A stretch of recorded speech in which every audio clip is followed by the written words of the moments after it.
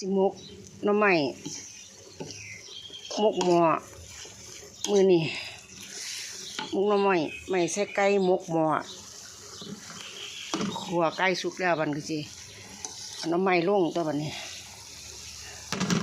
ไม่สุกลงแล้วก็ขัวใส่กันตัวเล็กตัวบันนี้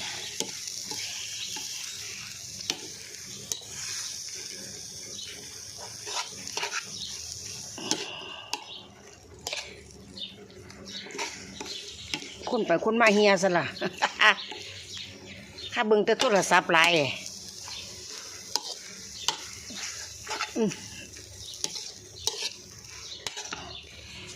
่ละบาดนี่ใส่ยังอีน้อเขาใส่น้ำปลาแดกว่าอะไรไหมนี่ยังน้ำปลาแดกน้ำปลาแดกใส่น้ำปลาแดกก่อนโจกใส่ลงไปใส่ลงไปเลยน้ำปลาใส่เข้าไปอะไรมันแซ่บใส่เข้าไป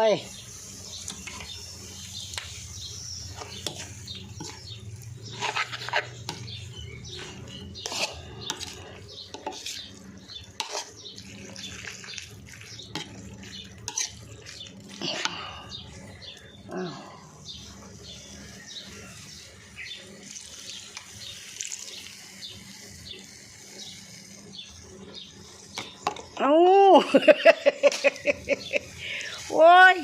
สมชื่อว่ากุกใหม่เนาะหามเลย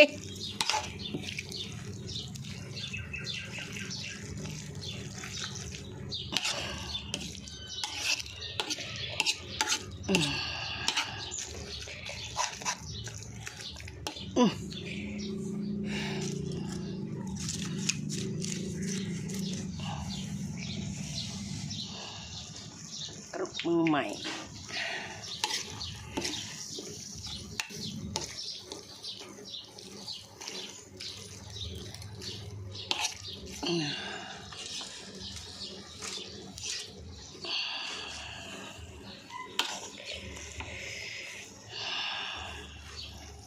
ใช่ยังอีกเนาะ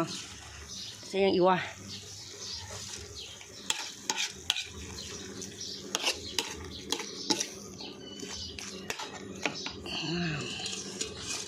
ลืมใส่น้ำยานางเข้าไป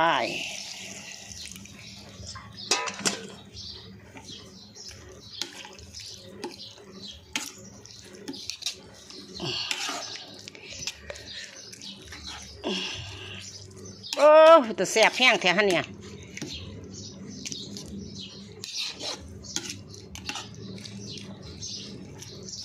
แสบก็ป่วยเท่าเลยเว้ยบ้านเนี่ย